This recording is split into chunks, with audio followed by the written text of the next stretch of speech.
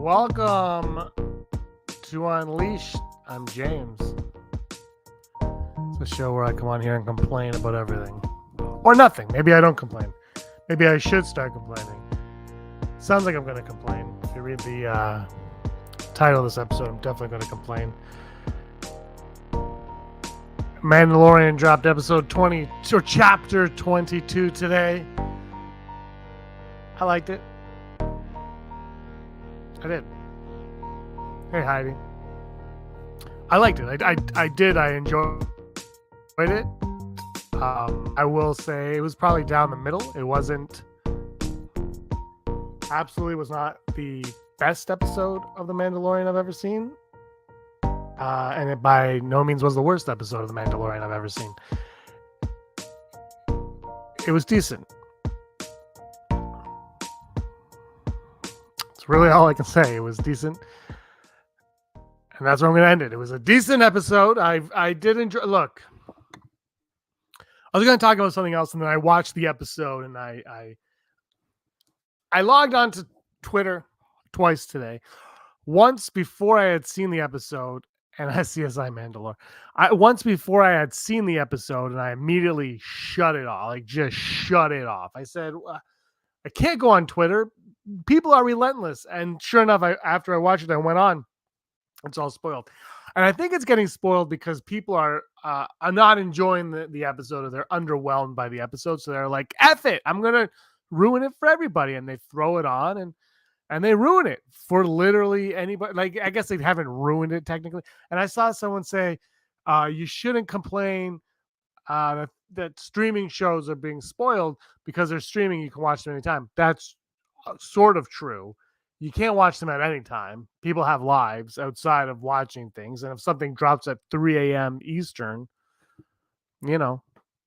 sometimes it's just not feasible to watch it. But anyway, it's going to be a problem as long as they drop it, which is never going to end. So it's always going to be a problem. So there's no point in complaining about that. So I'm not going to. That's what I'm going to stop complaining about it right there. How you guys all doing out there? Everyone having a great night? Did anybody watching right now hate this episode? Like, did anybody completely despise what? Like, and I don't mean like, you're disappointed or wasn't your favorite. Like, were you just like, this ticked me off beyond all reason? That's what I want to know. How many people were like offended by what they watched? I think this season, I say this all the time, is it really like people are like, it's meaningless, it's pointless, it doesn't have any direction. And I'm like, but this one to me still feels like it's got the most direction. It's not, because season 1 was okay, he found Grogu and now he's got to kind of figure out where to bring him. And he, and fine. And then season 2 was now they really know where they're going to do it. Heidi says it wasn't her favorite, but still fine. Exactly. That's how I felt about it as well. It was, for me, this was, and it was funny that it was directed by Bryce Dallas Howard, which I don't think really matters. But the ironic thing is, this kind of felt like that episode she did in the first season where he went to the village. And look, here's the thing: The Mandalorian, the first season of The Mandalorian, he would go on a journey. He would go somewhere and then leave, and then go somewhere and then leave. And then season 2, he would go somewhere and then leave. See, and how long can you sustain that? I love Mandalorian season 1 and season 2, but season 2 it was getting tiring. This episode he's flying off now. He's flying off. I think Brock compared it to like the littlest hobo in space. And I was getting tired of that. Like, how long can you can't keep that up. You can't keep me entertained by doing that all the time. So this season, look, the first 2 episodes really felt like they were cut short. It felt like they came and then they got sliced down the middle or towards the end, and they got cut short. I know people complain about the runtime, but the last 2 weeks, they were short episodes, but they never felt incomplete, which is more important than length. Like, having a complete story, like when it ends and you're like, okay, that was full. It was good. Let's move on. The first 2 episodes, to me, they felt like they were cut off and they were kind of like, we're going to leave it for next week. We're going to leave it for next week. And it was kind of annoying. And this season still has that binge element to it. It's still the binge watching show, the Netflix style of show more so, where season 1 and 2, it was episodic. And I think this is where a lot of the complaints are coming from, is the binge style nature is a deviation from what we had in the past. What is the goal of the season? Right now, I'm believing it's about uniting the Mandalorians for some reason, probably because they're scattered across the galaxy. Heidi says, I got Romeo and Juliet, Logan's Run, Westworld, CSI, and Disney fairy tale vibes from this episode. Yeah, I guess all of the above for sure. But look, this season is clearly about uniting the Mandalorian people together. It's about bringing them together for some purpose. But now, obviously, the Gideon thing is going to put a wrench in all of that. To what aspect, I don't know. Armor, obviously, so you're going to have like the children of the Watch, and then you're going to have the Bo-Katan tribe as well. And they're going to, something is going to come to a head with them, and Din's going to be stuck in the middle with his little boy Grogu. This episode, like I said, was a lot of fun. It was funny because I'm seeing the Mario Brother movie on Friday, and I was talking to Aaron, and we were watching some interview with Jack Black, and we were both like, "Man, Jack Black should be in Star Wars." And then, like, this is literally like 3 days ago, and then who show spoilers for episode 22? I don't know if I said that or not. I should have. Spoilers for episode 22. Jack Black shows up in this episode as royalty and a governing body, and he has a wife, and their head of security is Christopher Lloyd. And this episode, what if I find funny with people with the lack of direction is this episode was the most similar to the first 2 seasons of The Mandalorian that we've gotten. Vermont Mike says, don't let Bryce Dallas Howard near another episode. Oh, and hi, everyone. Hi, Vermont Mike. Vermont, you're here. I asked a little while ago if anybody watching right now hated, like, not like underwhelmed or whatever, like just hated this episode beyond all reason. That's what, just if anybody hated it. I liked it. I was like, this is fine. I don't think it was as good as the last 2, but it was fine. It felt more complete than the first 2. I don't know if it was better, but it felt more complete. And again, it's filling that narrative of reuniting the Mandalorians. But in the middle of all that, we had a very typical season 1, season 2 episode of The Mandalorian where Din, and now with Bo-Katan, goes somewhere and has to do the mission of the week, right? They're like, well, if you want this, you've got to do this, which is what every episode of season 2 was. If you want this, you've got to do that. Vermont Mike says, I'm confused by Lizzo's character as she seemed robotic to LMAO. Was that Lizzo? I'm so out of touch. I love the investigation part. It was a lot of fun. And look, it was season 1, it was season 2, Mandalorian in season 3. Mystery of the week, adventure of the week, whatever. And I guess, and what he got in the end was, we're going to bring you to Axe Woves, who is now the leader of Bo-Katan's thing. And then they did the dark saber, and they did it in a way where they were able to get around, right? Like having Bo-Katan fight Din. They got around that having to be how she got it. Instead, again, what's brilliant about Star Wars going, Clone Wars, Rebels, prequels, what's brilliant about Star Wars is that little thing that happened in the second episode is a major factor in the series. In the lore of Star Wars, that little throwaway bit, Bo-Katan, where people are like, she was badass with the dark. Like, people were like, she's badass. And now that's hers, right? Like, the little detail that happened, a quick bam, bam, bam, 5 seconds in, out. That is how she now is leading these Mandalorians. Heidi says, my only complaint is, why did Din wait until now to inform the Mandalorians that Bo won the saber when she rescued Din in episode 18? I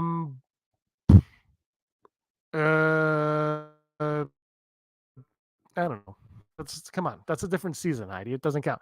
You could be right, but I think it was more to do with she used the saber to rescue him in that episode. You just wiped away everything I just said about how nothing happens by chance or coincidence, right? Everything is happening for a reason. And that's what I keep saying. This season it feels very plotted out. And I thought this way about the Book of Boba Fett as well, and nobody else seemed to. But if you watch the Book of Boba Fett, everything happens for a reason, and it knows where it's going, and it has an ending in place. And this season feels the same. Now the ending might be open ended. It might be open ended, but oh, is that the okay? I was talking about the same thing I am. It might be an open ended season, but I think they know how they're going to go there and how it's going to end and where we're going to wind up. That's what I think, and I'm a little bit baffled still that people aren't in on that they don't really that they haven't figured out. But that's not to say because what I'm saying is not to discount people who aren't enjoying it. There's a different what I want to get at is there's a difference between not enjoying it for what it is and then hating it for what it is because you want it to be something different. And that's really what I want to touch on today is the issue that Star Wars is having. Like Star Wars is fine. Like it's fine. Don't trust Shallow Hal. Never trust Shallow Hal. I'm drinking a peach bubbly in a Yeti. It's there's a massive problem with Star Wars right now that I don't know how to correct it, and I don't know if it ever will. And it has nothing to do with Star Wars, and it has nothing to do with, I think, the vast majority. And it has to do with YouTube and social media more than anything. There seems to be this hatred towards like the hate sells, and the truth is, if you work in retail, you know that the complaints are the loudest, right? The bad experience is the loudest experience. When it's a great experience, nobody cares, right? Nobody's going to the manager being like, that is the greatest SOB I have ever shopped with. Instead, it's always like, I hate this. This is the worst experience of my life. And that's how Star Wars is, right? You watch the episode, and now with social media, it's right there, and you immediately say how much you hate it. And I see everybody coming in, and they're like, Lucasfilm, they got to figure this out. Kathleen Kennedy's got to go, and she will be fired. By the end of me talking here, Kathleen Kennedy will certainly be fired. But this is like the reaction is so quick and like this is it. We got to get rid of it. I didn't like this episode, and I didn't like last week's episode, and I kind of like the last, but then the reaction is you've got to fire everybody and overhaul Star Wars right away. And I don't know. Like, look, I'm old. Everyone knows I'm old. His beard reminded me of Hunger Games Capital BS. Absolute. That whole city kind of had those kind of vibes. But look, everyone knows I'm old. I don't shy away from saying that I'm 27. I've never shied away from that. I am old. I was in college when the Attack of the Clones came out. I was in high school for Phantom Menace. So I'm old. I wasn't old enough to see the originals in the trilogy. They came out. Two of them came out before I was born. Jedi, I think I was 2 years old. And I will never forget this because I was a kid and when you're in high school in the 90s, computers like we're doing now, this wasn't even a thing. So I had this computer class that I sat at this desk every day for 75 minutes. And Heidi, that's okay. And we would learn how to use the internet and you would type and learn how to use the internet. This is a true class they had in 1999 or 98, 99. And I remember being in there and I was like, and I was so excited for the Phantom Menace. This is the class that I downloaded a quick time to get the Phantom Menace trailer. It took, I think it took me 2 classes to get. Anyway, so I did that. And then I was all excited for the Phantom Menace to come out. And then the day it came out, I was like, I'm going to go see what people say. And I went on all these websites and news websites. They're all Canadian news websites. And I went on them. And people were like, it was okay. It was okay. I hated Jar Jar Binks. I'll never forget that. I was like, I hated Jar Jar Binks. And I was like, oh, wow. I was looking forward to Jar Jar Binks. And then I kept reading more, and they're like, no, it wasn't good. It wasn't good. It was disappointing. I didn't like it. It wasn't what I grew up with. It's different Star Wars. And there was all this complaining about it. And when Attack of the Clones came out, I can't remember what her name was. She was a reporter for, I believe, CNN. and she was or disinvited, maybe not even invited to the premiere of Attack of the Clones because she had said that the Phantom Menace was a failure in a lot of ways, and people were all on hating. Like the Phantom Menace came out, no merchandise was sold for the Phantom Menace. By the way, they overproduced product. Nobody bought it. I got Phantom Menace Monopoly for $1 a year later. Like nobody bought those toys. There was too many of them. Attack of the Clones comes out, and this is now I'm in college. This is 3 years later. I'm older. The internet is a thing now. I remember I had in my house at the time I had a dial up, but in college we had I think it was called T1 or something, and it was like twice as fast as dial. It still took forever, and I would go on the force.net all the time, and you would see people super excited for Attack of the Clones, and then they would just hate it afterwards. They would just pile on Attack of the Clones. And I admitted the first time I saw it, I didn't like it that much. I didn't complain about it. I went to go see it again. My opinion changed, and since then, it's one of my favorite Star Wars movies. There's 11, so I guess that's saying something now. But so like this is nothing new. Is the problem? Is somehow the fandom has created something that doesn't quite exist in Star Wars, and it's up to Star Wars to figure out what that is. And season 1 and 2 of The Mandalorian hit a gold mine. They struck lightning in a bottle, I should say. Somehow, most of the fans were on board with those. But now I think for a large section of this fandom, Grogu's kind of lost his charm. People are freaking out because he's doing flips, which he can like. Here's the thing: if you don't like the show, you don't like the show. And I'm not going to convince anybody to like it or I don't really care. Like if you don't like it, you don't like it. But if you complain about aspects of the show that is basically the growth of characters and plot, I can't really help you there. I think this, like, for some reason, Star Wars fans are so afraid of change. Like the Force Awakens made almost $2 billion, or made $2 billion because people were like, "Oh, it's what I'm." It made me feel familiar with it. Then The Last Jedi, and then everyone's like, and then when Rogue One comes out, everyone loves it. But then there's a thing there. I don't know if you remember, but in that year, like 2015 to 2016, something happened where people were just like, I don't like The Force Awakens. Like it kind of became like the Avatar, right? Where people were like, I don't like that movie anymore. I didn't like the Force Awakens. Like something happened. There was a shift. And then Rogue One came out, and everybody loved Rogue One. And then people were like, yeah, The Force Awakens is too similar. It has to be different. And then Last Jedi comes out. And yeah, it's kind of Empire Strikes Back in reverse, but it was still different. It tried different things. It had different story structure. It just did little things.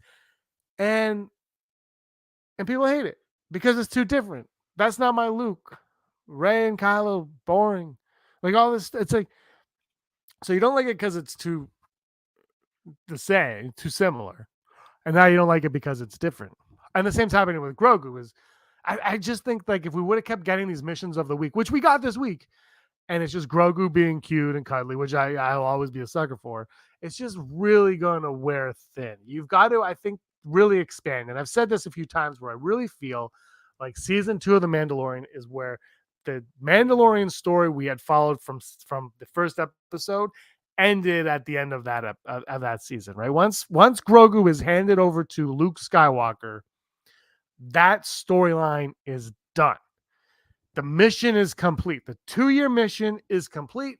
Ships him off to, and 2 years I'm saying in terms of ships him off to Luke.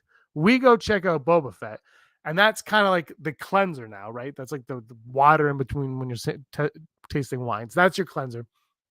You move on, and now we're in the next stage of these characters' journey. And what is this stage? And this stage isn't, it's not totally central to them now. It's bigger. It's about Mandalore. It's about the Mandalorians. Where does Din Djarin fit in the Mandalorian culture with all these other Mandalorians? That's where this season is heading, and that's where the series is probably going to be taking us as well. Because if you look at Clone Wars, you look at Rebels, you look at Dave Filoni, there's an obsession there with going beyond your central characters and their sole purpose. Mandalore always creeps in. It crept in heavily in Rebels. I didn't even like stuff. I want to watch Jedi and Rebels. Now and then as that last season happened, I really kind of was like, oh, okay, this is kind of cool. This is kind of cool. And I think that's where we are in this now. Is we've hit that stride. Now the Mandalorian is probably plural now, like the Last Jedi. Like it's like I think it's plural, right?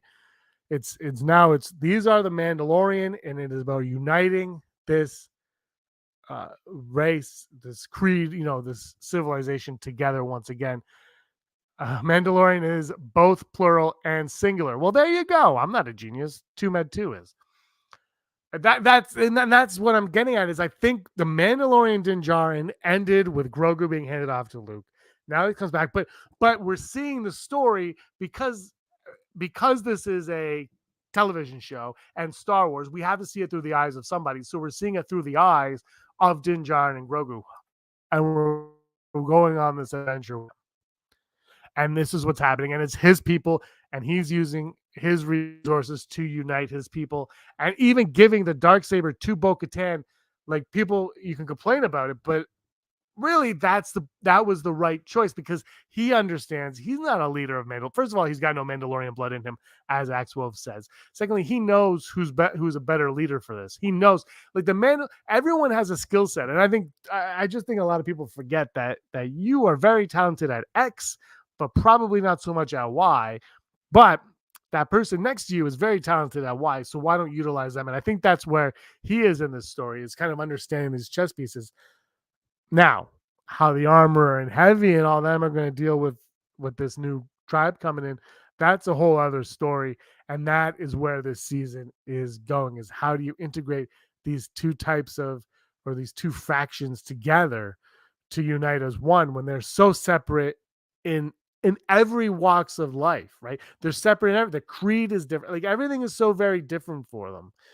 And I don't think they necessarily respect each other. And we saw some of that in Rebels with the different houses, right? There's not a lot of respect there, but they're going to have to respect each other to come together. So we're going to have to see that. But then you have to bring in what we got from last week, where the Beskar is what was used to break Moff Gideon out. And how is that going to interfere with what they're trying to do as a unit? Because then there's going to be some distrust within themselves. So there's so they're adding to the stew, the Mandalorian stew. They're adding all these little pieces to it, and it's just up to us to follow along and watch it. And getting lost because it's not adventure of the week.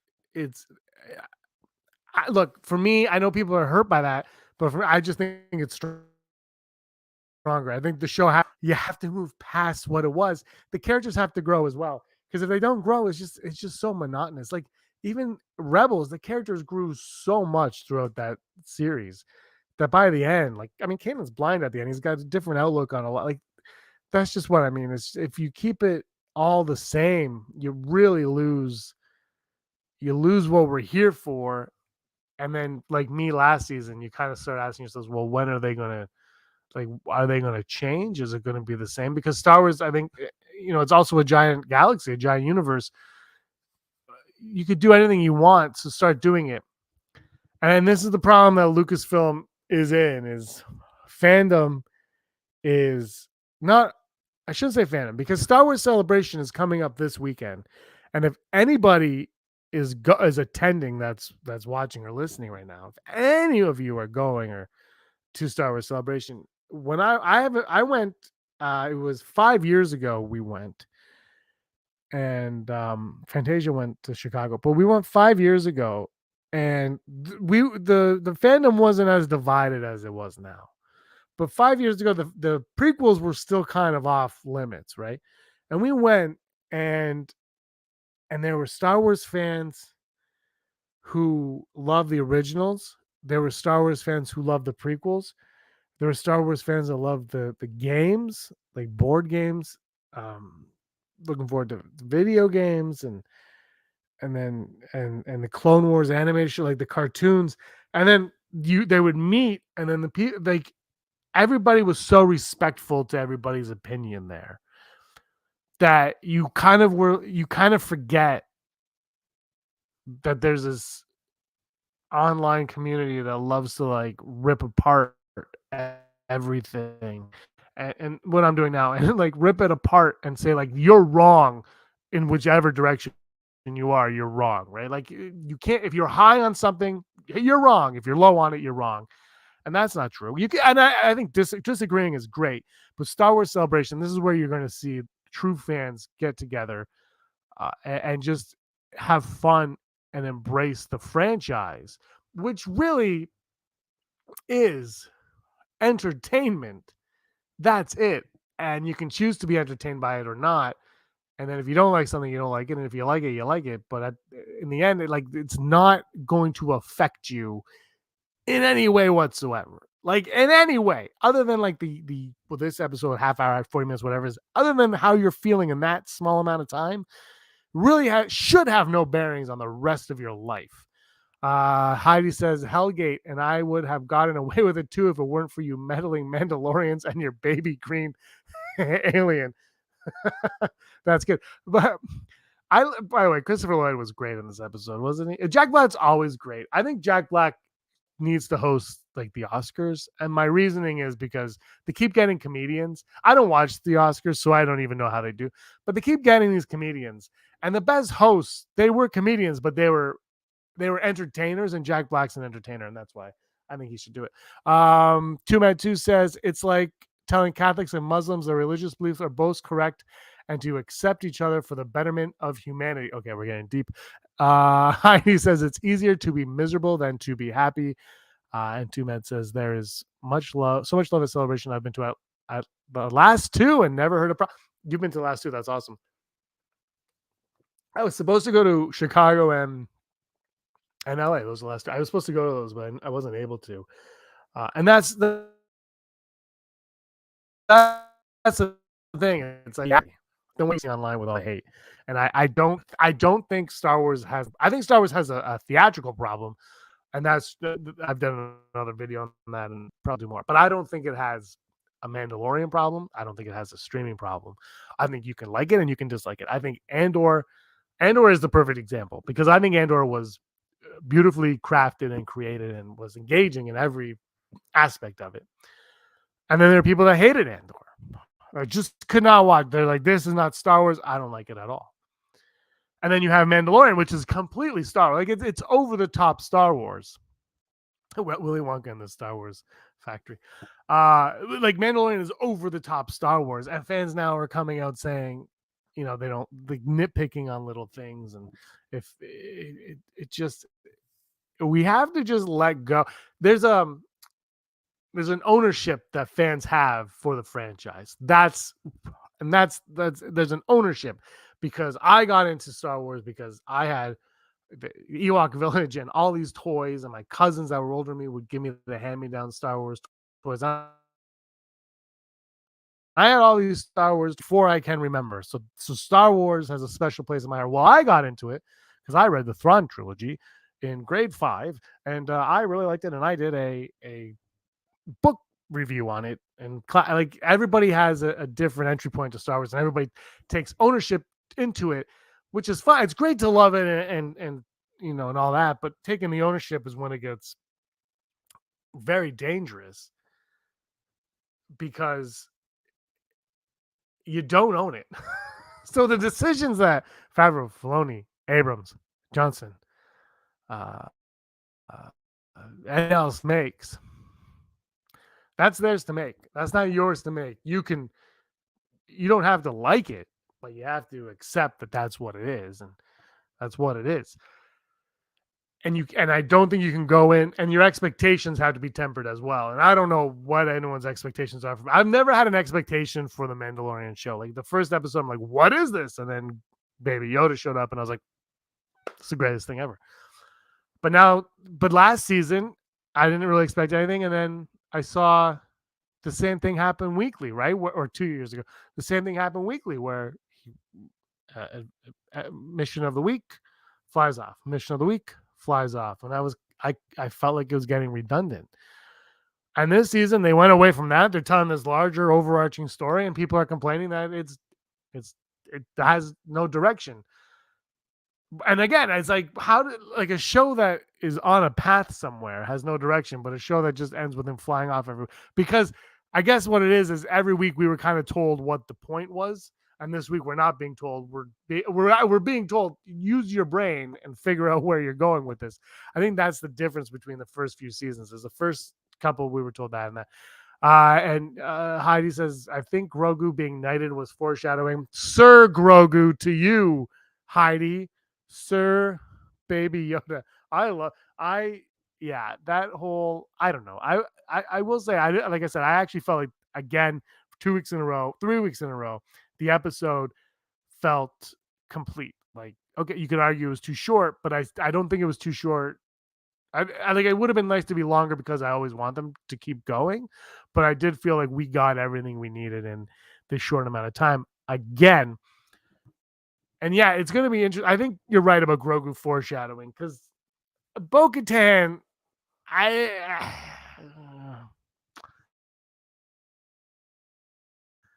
I think to deserve nothing. We do. We deserve nothing, and we don't have to enjoy everything. You don't, and you have to. You still have to accept that it's there, and when you go along, it's going along for the ride. And if you're not willing to go along for the ride, then why are you? And we are in a weird, funky Star Wars time because we had the original trilogy, we have the prequel trilogy, and then we had like and then I'll stop there. So we had those two, and that's all we knew of Star Wars. There were books and there was like some video games, but all we knew of Star Wars were these six movies and some nonsense that George Lucas would spew every once in a while, right? Like that was it. Like it was a small little block, and then you'd have like your nerd friend who'd be like, "Well, in this book, in chapter 77, we learned that Obi-Wan had a love interest," and it's like little things like that, and Clone Wars would come and figure it out. But it was kind of it was very isolated. Star Wars was very isolated for a long period of time, and now we are getting inundated with Star Wars material, and I'm not even talking books, comics, video games. I'm talking TV shows and movies. We haven't really taken a breath from Star Wars since 2015. Force Awakens, Rogue One, Last Jedi, Solo, Rise of Sky, Mandalorian at the same time. Mandalorian, the Mandalorian season 2, Book of Boba Fett, and then Andor same year, and now Obi-Wan Kenobi. Sorry, I forgot Obi-Wan Kenobi, Andor, and now Mandalorian season 3. Not to mention all the animated stuff that's popped up. There's just been so much that it's impossible to like everything. And I think when you look at it too is what's blowing my mind about the Mandalorian is it is way closer to Return of the Jedi than I thought it would be. It's way closer to Jedi, way closer to even like the Ewok movies than I really thought it would be. And they're embracing like this episode when they're the chase in this episode. Did that not feel like it was just taken out of a prequel movie? I thought the lighting was very similar to some of the Coruscant lighting in Attack of the Clones. Like it looked like this, and that's what this show is crushing at. Is it? And again, Andor is brilliant in every way, but this show is Star Wars in every way, and maybe it is too Star Wars for its own good. Maybe if that's a thing. I do think though, when I look at it, I'm like, if this was animated, and I really thought this, I'm like, if this was animated, everybody's mouths would be on the floor. Everyone's mind would be blown. You guys know I love my battle droids. Seeing them show up today, you had your B1. I was like, this is like how if you are a Star Wars fan, how are you not enjoying this on some level? Is what I was thinking. Like if you're a Star Wars fan, how are you not enjoying it on some level? Seeing these little details and that, like I'm not saying that you love it. I'm just like there's just little things that they do that you're like, oh man, this is why I like Star Wars. It's because of you because of you. And I stick around, and then the story like keeps me going. And I like the story. I'll be honest with you, my least favorite part of the episode was the fight scene at the end. It was not even joking. The fight scenes, I've honestly, as I get older, I've lost interest in combat on film because unless it's and like there's some, I'm not gonna say all, but some I'm like, yeah, this is not really like that. I was like, yeah, this is fine. And then I kept going. I was like, okay, this is fine. Like they did it right. Like it was weird that they did it right in that camp. Which by the way, did they shoot that where they have like outdoor concerts somewhere? It was live action Clone Wars. Yes, exactly. Too bad. Like, why can't it be? Why can't we accept it the way we like the animated stuff for some reason just gets praised, except for Resistance, but it gets praised all the time. Maybe not bad, but it gets praised so much, and then you put it in live action, all of a sudden it's brah, that's not that good. No, like anything. Hey Dale, thanks popping in the catch. Like, thank you so much. You'll catch me on the replay. I will be. Two Man Oxygen on top of that says, I love the episode. It probably helps. I had a lot of medicine right before I watched it. Probably did. But again, like I said, I really enjoyed this episode. I thought it was a good episode. It felt I don't for me, it wasn't as good as the last two that we got, but it was probably better than the first two. Or maybe not, I shouldn't say better, but it was up par with the first two at least. But it progressed the story. It was very entertaining and had a lot of moments that I absolutely loved in it. Battle droids being one of them, that chase scene being one of them, and then Bo-Katan getting the dark saber at the end. That's a big moment. Side Akbar on that though. I was also a little bit when they gave her the dark saber again. I was kind of, and I didn't say this because I watched this with Erin, my wife, and she has never seen any of the animated stuff. Like none of the animated stuff. She's never read a comic book of Star Wars, a book of like not. She watches the movies and now the Disney Plus show. She doesn't know what's going on beyond any of that. So I never really bring things up when we watch, and I let her take it in. And she's never had a problem following anything that's going on, like at all. And so I didn't bring this up to her, but it kind of irked me a little bit. And let me know what you guys think in the chat with this. What irked me was she got that at the end of Rebels. And she held it up, right? And everybody was like, yeah, Bo-Katan, yeah, you're going to lead Mandalore. And I was like, well, she didn't get in a battle, so it doesn't really count. And then somehow Moff Gideon got it. And she got it again, like she's been given it again. And I'm kind of underwhelmed by that because I saw her get it in Rebels, and that's still fresh in my, even though it's been so long, it's still fresh in my mind.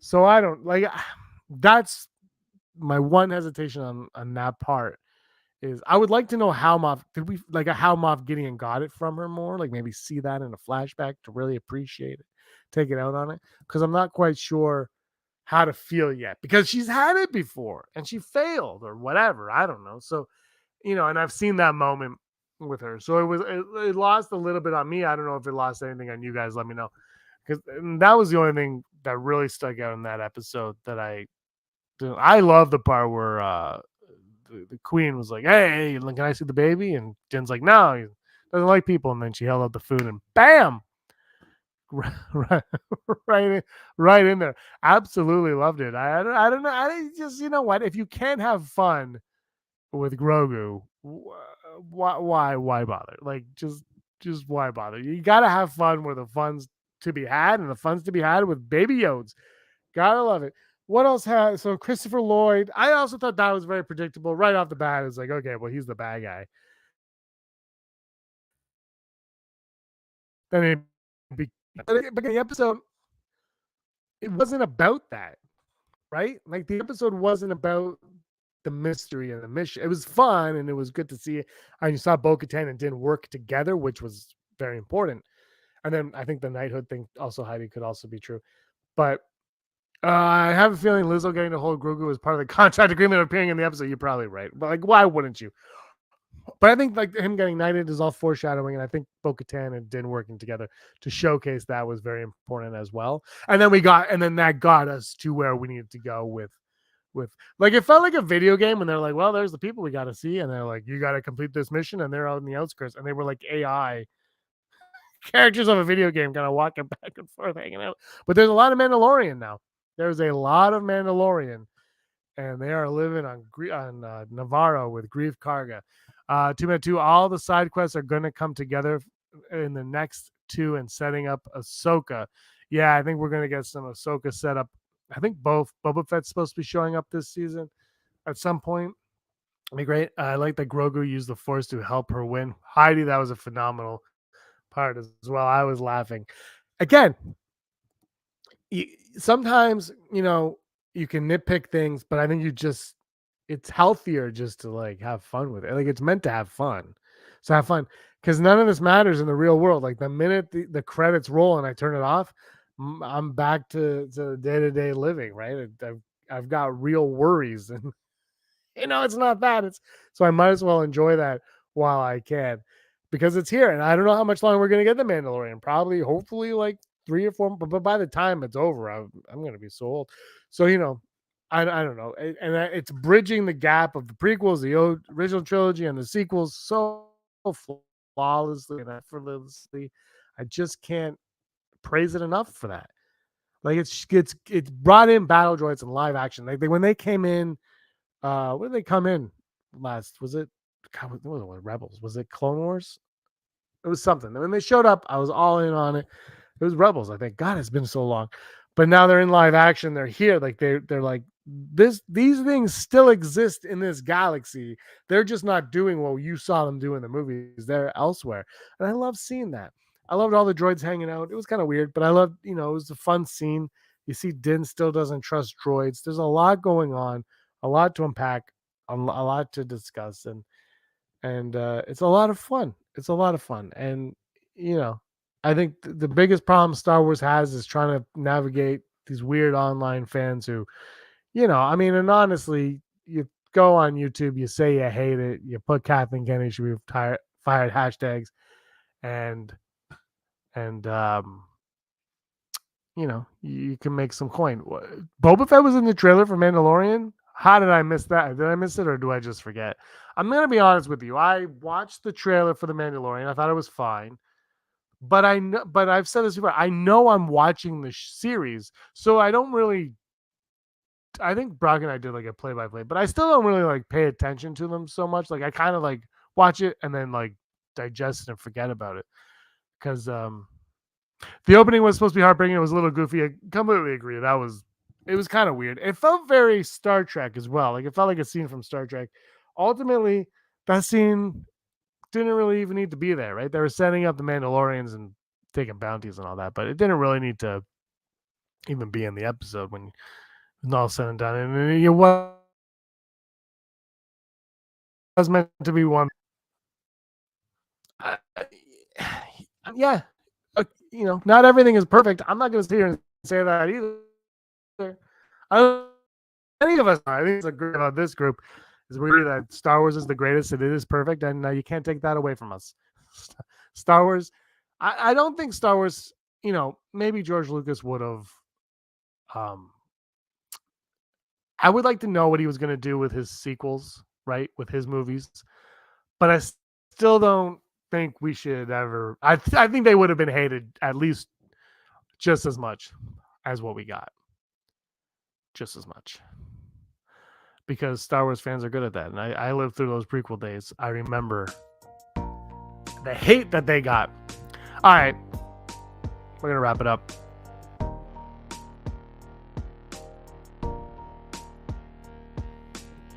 This is the end. Great chat. You guys are awesome. 2 is going to be on an Outlander Club. We're going to try to set that up. I'm going to make him a pizza. Mail it out to him. Awesome. Make a pizza tomorrow. Fantasia. He's coming over watching Mario Brothers. Pizza. Mario. Love that movie. John Leguizamo. Bob Hoskins. Maybe my opinion is terrible because I like terrible movies. I don't care. All right, everybody. Thank you so much for watching. Give us a like and a subscribe and ring the bell. Whatever. Who cares? Do all that stuff. Really appreciate all of you. May the force of others be with you.